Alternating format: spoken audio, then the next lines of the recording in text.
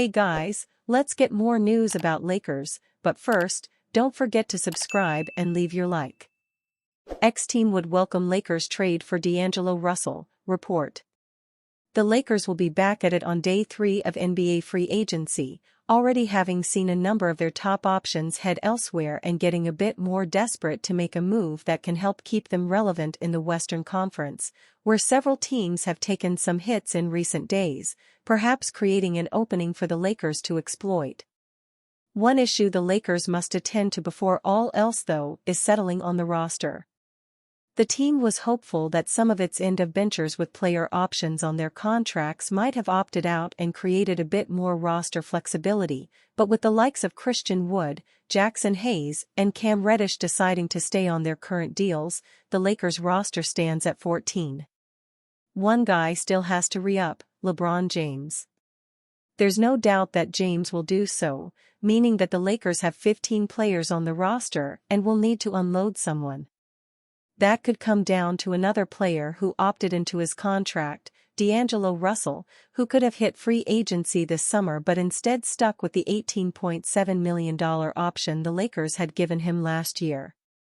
Of all the Lakers' trade chips, Russell seems the most likely to go.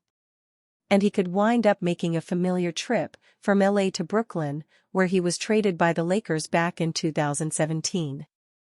According to Jake Fisher of Yahoo Sports, Russell is still a valued commodity in Brooklyn, and even with the Nets in the very early stages of a rebuild, Fisher reports that the Nets would welcome Russell's return to the team for which he made the All-Star team in 2019.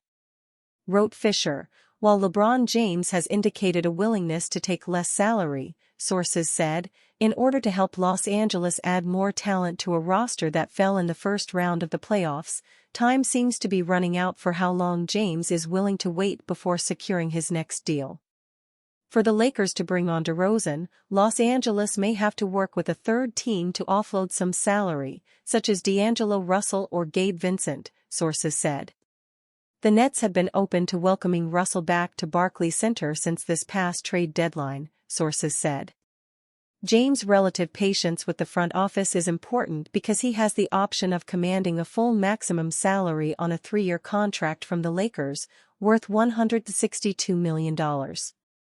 Or he can take less than that and leave enough room for the Lakers to use their mid-level exception to sign another player.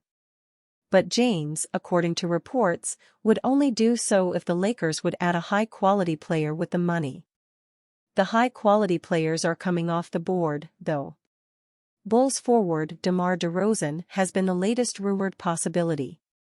Still, sending Russell to Brooklyn, and perhaps packaging him with another player in a 2-for-1 deal is one way that the Lakers could create the roster space to make a mid-level move. It would require cooperation from the Nets. And James. And DeRozan, or whichever player winds up slotting into that exception. NBA rumors, Lakers and LeBron James don't have the same priorities.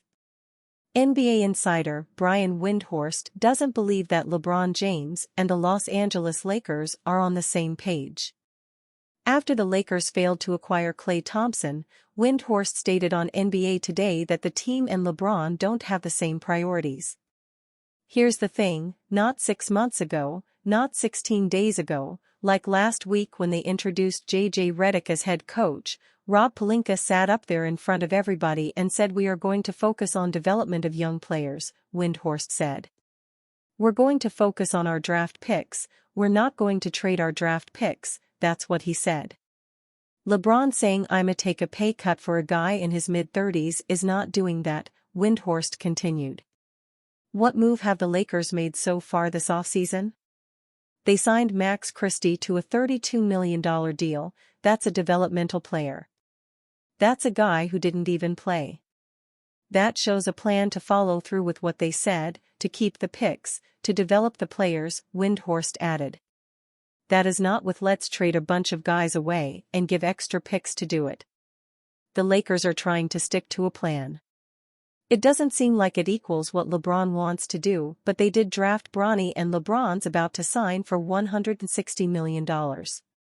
I think LeBron likes being a Laker and he's going to stay being a Laker, but the Lakers and LeBron are not showing the same priorities right now, Windhorst concluded.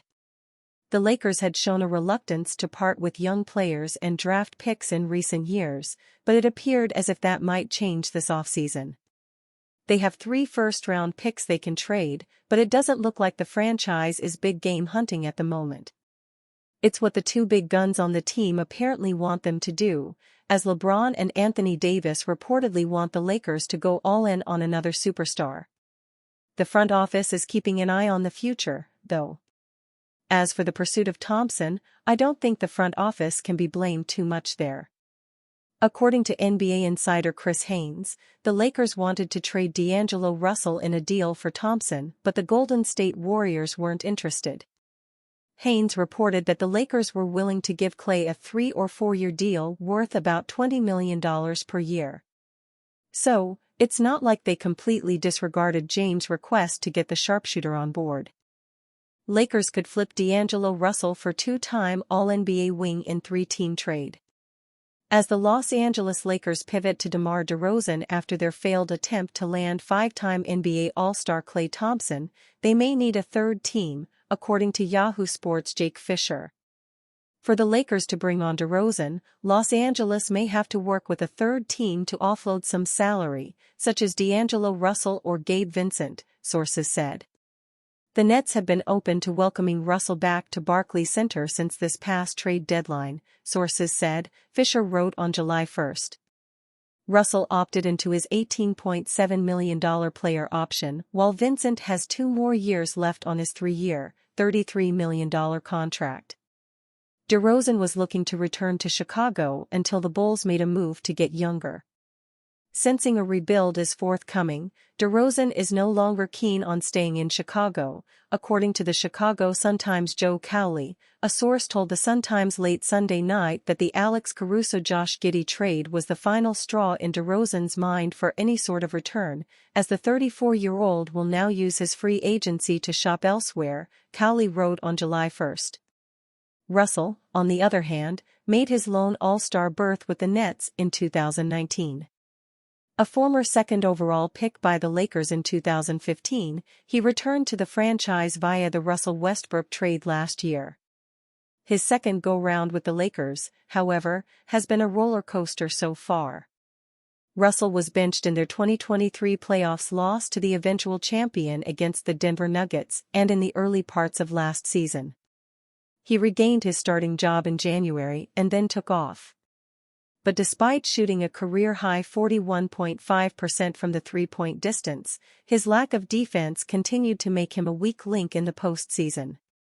According to Chris Haynes of TNT and Bleacher Report, the Lakers have been in communication with Derozan's agent.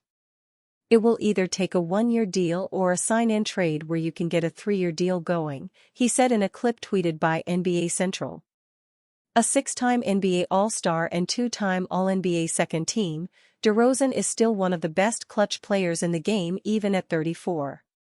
Last season, Derozan averaged 24.0 points, 5.3 assists, and 4.3 rebounds in 79 games for the Bulls. He barely lost to Golden State Warriors superstar Stephen Curry for the Clutch Player of the Year award. And you fan? What do you think of the situation of DeMar DeRozan? Leave your opinion in the comments.